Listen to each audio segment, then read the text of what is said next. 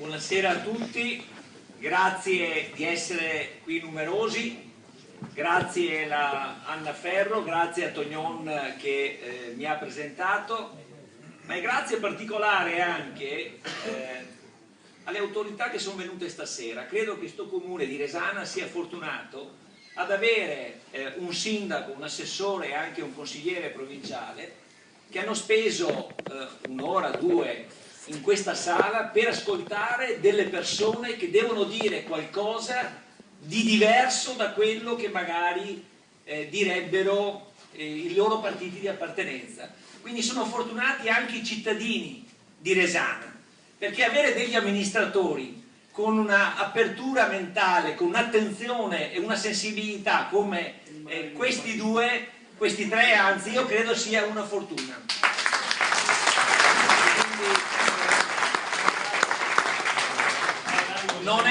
Non è captatio benevolenze, è semplicemente un riconoscimento del fatto che siete qua e che avete accettato di essere in prima fila, innanzitutto a portare il saluto, che è un gesto di grande eleganza e sensibilità civica, e quindi ringraziamo il sindaco.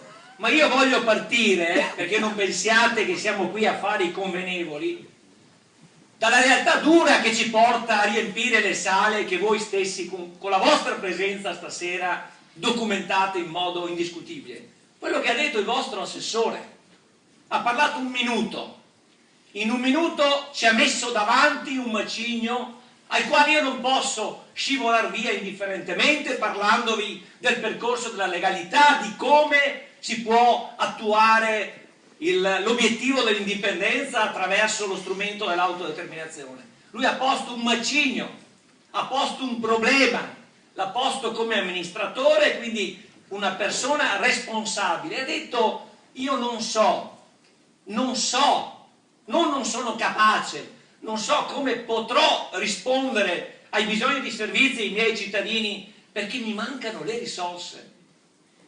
Ha detto anche che avrebbe bisogno di cifre ben precise, e immagino che un assessore e un sindaco che vivono con consapevolezza questi problemi fanno bene ad entrare nella sala dove si tiene un incontro di Veneto Stato, perché noi non saremo la risoluzione, ma noi non siamo nemmeno un partito come gli altri, perché il nostro ruolo non è quello di creare dei posti o di occupare il potere. No, il nostro obiettivo è quello di liberare il Veneto dal gioco nel quale si trova, che oggi è un gioco insopportabile.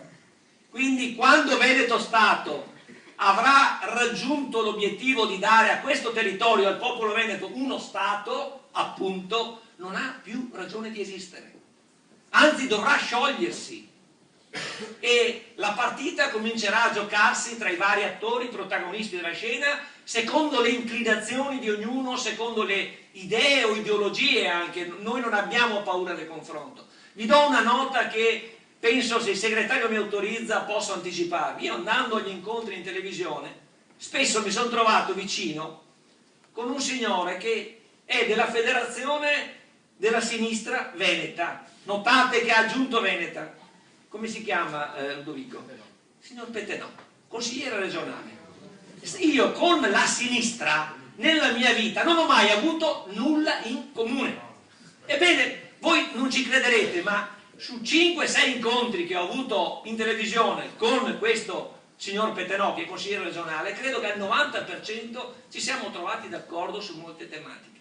E quindi questo signore ci ha proposto un incontro pubblico, che adesso il segretario, mi perdoni se lo annuncio io, lo sta organizzando, con anche questi gruppi della sinistra, perché Veneto Stato non guarda alle appartenenze e soprattutto non parla male degli altri. Voi stasera non avete sentito, e non sentirete nemmeno da me, note disgustose o di aggressione o di critica sulle scelte politiche degli altri. Le sentirete sulle non scelte politiche, ma noi ci disinteressiamo dei partiti italiani, non abbiamo bisogno o necessità di dilungarci nel confrontarci con gli altri, perché riteniamo, e consentiteci l'orgoglio, di avere un progetto che è così importante, anche così difficile, certo difficile, molto difficile, impegnativo da far tremare i polsi, ma proprio per questo, perché sappiamo che abbiamo un obiettivo così difficile da comunicare, ci impegniamo e vogliamo concentrarci nell'esporvi il nostro progetto. Io sono convinto che chi ha qualcosa di buono da dire, lo ripeto quasi annoiando gli amici che mi ascoltano più frequentemente, chi ha qualcosa di buono da dire non ha necessità di parlare male degli altri, del progetto degli altri. Parla del suo progetto, parla della sua idea, la spiega e cerca di coinvolgere gli altri. Io sono orgoglioso, l'amico che mi ha presentato, Tognon, pensate, è venuto nel nostro incontro pubblico, come ha detto lui, solo 3 mesi fa, e penso che abbia colto in noi questo aspetto, la positività, la chiarezza, la semplicità. In fondo stiamo lavorando per una cosa che è, come ha accennato Gianluca, come cerchiamo di spiegare sempre, una cosa naturale. E allora cercherò di entrare in quello che è l'aspetto anche più noioso, se volete, ma mi consentirete, che è l'aspetto legale. Cioè, ma come è possibile? Come si può pensare di realizzare un Veneto Stato indipendente? Se il Presidente della Repubblica per 12 mesi, in occasione dei loro 150 anni, che sarebbero stati 146 per noi, ha detto in 1000 modi l'Italia è una indivisibile. Allora noi come ci poniamo rispetto a quella oratoria che è retorica, che è celebrativa fine a se stessa, che è autoincensante, ma non risponde ai bisogni dell'assessore, non risponde ai bisogni dei cittadini, si dimentica di guardare la realtà. Ebbene, noi cosa rispondiamo a quest'uomo che è anche dignitoso a modo suo, a parte le contraddizioni della sua storia personale, dignitoso come Presidente della Repubblica, e ripeto, non volendo parlare male nemmeno di lui, perché ci sentiamo ormai così forti nel pensiero e così ormai dilaganti nella partecipazione che possiamo perfino disinvoltamente ignorare quello che dice un Presidente della Repubblica. Guardate che noi rispettiamo, perché da noi non ci sentirete dire né Roma ladrona né Presidente buffone, assolutamente no. Diciamo quella cosa non ci appartiene, perché è superata dalla storia, non dalla nostra velleità, è superata dai fatti. E allora cerchiamo di vedere come noi argomentiamo alla asserzione che l'Italia è unica e indivisibile. Cosa fa? Vuol dire come potete superare questo ostacolo.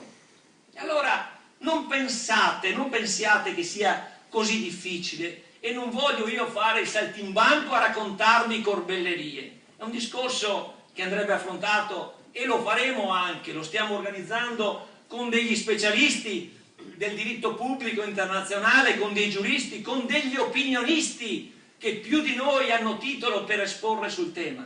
Guardate, dipende dall'orizzonte al quale noi guardiamo. Chiaro che se noi abbiamo un paravento oltre una certa altezza vedremo sempre la stessa dimensione, ma non c'è solo quella, non c'è solo quella. Pensate, andiamo un po' indietro nella storia solo per fare qualche accenno. Innanzitutto la storia che cos'è? Non è un canovaccio scritto che gli uomini interpretano, ma è un qualcosa che gli uomini creano nel tempo. Se non fosse così non andremo a studiare la storia, perché sapremmo già cos'è, e invece non è così. Io cito a volte lo Statuto Albertino, quello che ha avuto l'Italia dal 1848, non era ancora Italia, era Regno Sabaudo. Quando hanno approvato lo Statuto Albertino, il re disse: questa è una legge perpetua e irrevocabile. Oddio, perpetua e irrevocabile. Oggi vi chiedo, è vigente lo Statuto Albertino? No, che non lo è vigente. E quindi quel re ha detto che cosa? Una corbelleria nella storia. Ma non poteva essere così, ha detto una cosa che, ripeto, la storia non è scritta e noi non siamo attori che devono recitare quel copiere. La storia evolve naturalmente, e nemmeno qui dentro, nemmeno noi, nessuno di voi può avere la presunzione di sapere come evolverà. Però tutti abbiamo il dovere di impegnarci perché evolva in una direzione positiva. perché evolva favorevolmente, perché noi vogliamo salvaguardare i nostri beni, non siamo dei velleitari che mettono a rischio quella che è la fatica dei propri genitori, quello che è l'impegno di tutti noi quotidiano. Abbiamo qualcosa da salvare, che non è solo qualcosa di patrimoniale, di economico, sono valori, sono identità, è storia millenaria, è quello che si identifica un popolo. Lo dicono anche i giuristi, e non so se c'è quel signore che mi ha mandato un'email